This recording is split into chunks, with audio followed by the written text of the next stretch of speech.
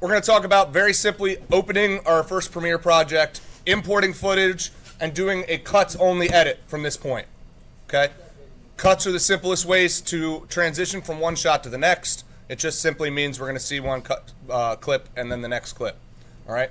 But if you learn this process and do this process, your edits will be more concise and easier put together and will go a lot faster. You won't wind up with a lot of scraps on your timeline, which is what people usually get when they start doing this without learning this simple process.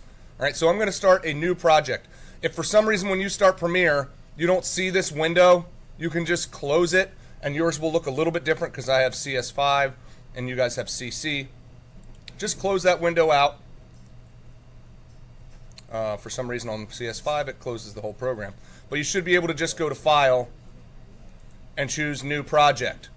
From here, you're going to call your project something, Demo, and you're going to tell it where to go. This is very important. You need to know where your project is so you can open it again later. You don't want it to be in Premiere Pro, CC 8.0, scratch disks, like 9 folders deep where it puts it by default. So choose Browse, go to your H drive, and put it in a folder that makes sense, like 2718 or videos or something like that. Somewhere you're going to find it easily. Make a folder for this class. Maybe even make a folder within that folder for this class for Running Scared, our current project. All right? And then hit OK to open your new project. If you haven't done this already, that means that you have opened a project in a scratch default location that's going to be hard to find later. And you probably should just scrap that and open a new one. All right? But for today, just watch. Most of our footage at this point, it's going to ask you what kind of a sequence you want. And you want your sequence to match the footage that you recorded. Most of our footage is going to be ABC HD video at 1080p is our aspect or frame ratio, 1080, 1920 high by 1080 wide, and 30 frames per second, which is what that 30 means. So I'm going to use that one. On the later versions, even if you get that step wrong, if the first thing you put on your timeline is footage, and it should always be your actual footage, it'll ask you, do you want to change the settings of your timeline to match the settings of your footage? Yes, you do. Yes, you do. Some people will make the mistake, even at video 2, of the first thing that they do making their opening title. Well, then it's going to make the settings whatever your title settings are. You don't want your video project to be your title settings. You want it to be your video settings. All right, too much information there. Anyway, at this point, we're going to back out of Premiere entirely. I'm going to minimize that and this and this and this and this and all this stuff. Minimize all that. I don't want to scan and fix. What I want to do is find this window when I have my camera plugged in, right? So somewhere when you plug in your camera and hooking up your wire from the camera using your little port on the camera to the USB on the computer, you may have to hit the little play button, the button that you see on your camera that you use to view your files. That should connect your camera to your computer, right? Then you should get a folder that maybe has a DCIM folder on it, or a 100 Canon, or maybe it says AVC HD, and within that there's a folder that says BDMV. These might be hard to find, but once you do find them, the most critical thing you can do is then copy them to your drive. Whether you're doing this at home and copying them to your desktop or your hard drive or something like that, you're not bringing your files directly from your camera into Premiere. Does anybody know why? This is that important step that I talked about that I don't want you to miss. If you take your files directly from your camera into Premiere and then start editing them, and then you close Premiere and save everything and everything looks great, and then you disconnect your camera, what's going to happen, James? Right, when you try to open your video project again later, if that camera's not connected, it's going to say, where are your files? I'm looking for the camera, but it's not here. And then if somebody goes out and takes that camera and takes that memory card out of it, puts it in another camera, we're never going to find your files again. You must copy your files from the camera card to your H drive. And then from your H drive, bring them into Premiere. So as a demonstration of how to do that, I've got this folder here. I've got another folder open. Remember that H drive folder? Here's my H drive. I'm going to go to my same folder that I put my Premiere project in, which is 2017-18. There it is. There's my demo folder. And I'm just going to bring a couple of clips from this wedding I shot over the weekend and copy them by dragging them from one folder into the other. And then just so that I'm sure that I'm not then going to bring them from the camera into Premiere, I'm going to close this and I'm going to eject my card. Okay? Take your camera out of the picture. Then you could take these files and bring them into Premiere. How do we do that? Right? Wherever your folder is, I usually put mine up here. In the later versions, it puts them, sorry, not in Resource Center, in your project folder or your bin. In the later versions, your bin is buried down here so that your preview and program are larger. You can do a couple different ways. You can go to File and Import, or you can just double click on this empty space in your project bin. You could double click on that and it'll open the import box. Right? Best part about this is it goes to look exactly where I put my demo project.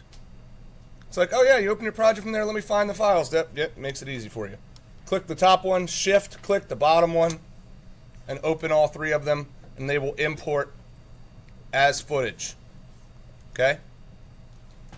Then to get them to your timeline, which is where we're going to build our final program, you're going to double click the icon, because if you double click the words, it tries to rename it. Double click the icon, then you can see the footage here. This little blue scrubber will go back and forth.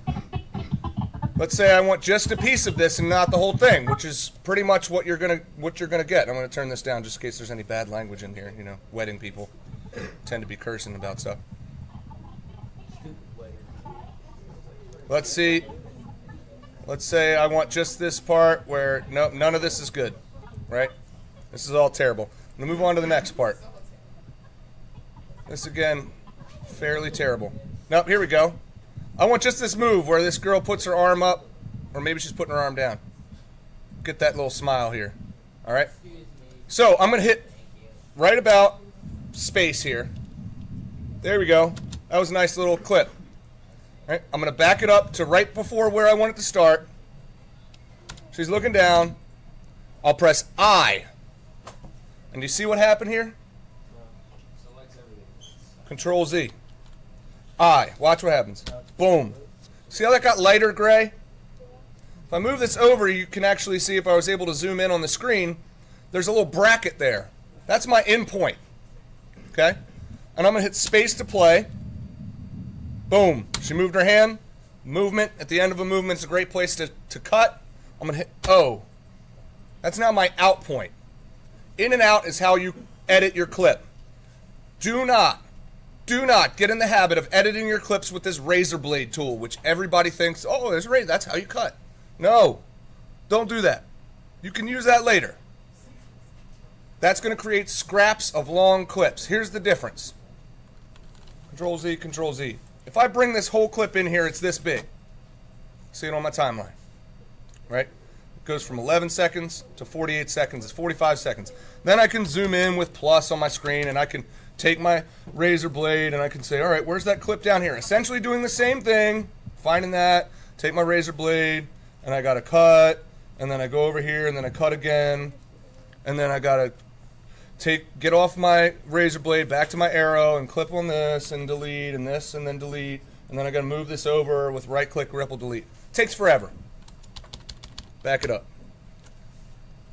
If I'm up here, and I hit my I, space bar, play it through, hit my O, I can drag from here, from the picture, down to there, and it just brings that clip from in to out to my timeline. That's my edited video, and it goes to black when it's done. Okay? Let's get one more clip here. Cute little kids. There we go. Oh, granddaddy grabbing her hand. Isn't that sweet? He reaches in. There's I. Before he fails to pick her up, we'll hit the O, and we'll drag this down. Put those clips right next to each other. If I happen to miss, as I just showed you before, plus and minus, plus zooms in, minus zooms out on your keyboard. So plus to zoom in, so you can see what you're doing, and a simple right click with ripple delete on that dead space will suck those clips together. Okay? Like a vacuum sealer. There's no space between them. Don't try to move it over on your own because you might copy over part of it. And if you copy over part of it and then move it back, it deletes what you placed over top of it. Okay? Anytime you move part of one clip over another, it trims that clip away and makes it shorter. You can get it back by clicking on the edge and dragging it out. If you want to make your clip a little bit longer, that's how you do it. Right? If you realize you cut it a little bit short and you want to make it a little bit longer, there you go. You can drag that corner out. The only tool you should really be using at this point is your arrow tool. Your selection tool right here, your first arrow tool. That's all you need. You can move clips around. You can make them longer and shorter. Okay? You can right-click, ripple, delete to put them together. Remember, our process is take your clips from your camera to your computer, from your computer into Premiere. From here, double-click the icon to open it up in your preview or source monitor. What's our input key? I. Or in point key. What's our out point key? O. It's rocket science, I know. It's hard to remember that in is I and O is out. And then drag from the picture down. If for some reason, like when you want to do your audio clips, let's pretend like this is a song up here and it'll have just like a waveform monitor, it'll show you. Or if I imported a whole music video and I just want the sound, you can drag from right here, this little speaker, and drag the audio only. See that? How it's different? Audio only will not have a video. If you drag from this one here, video only, there's that. But don't go bringing things in separately that you want to be together, because then if you move this off of that, it won't sync up right, and the mouths and the voices will not match up. Okay? Any questions? Great, grand, wonderful.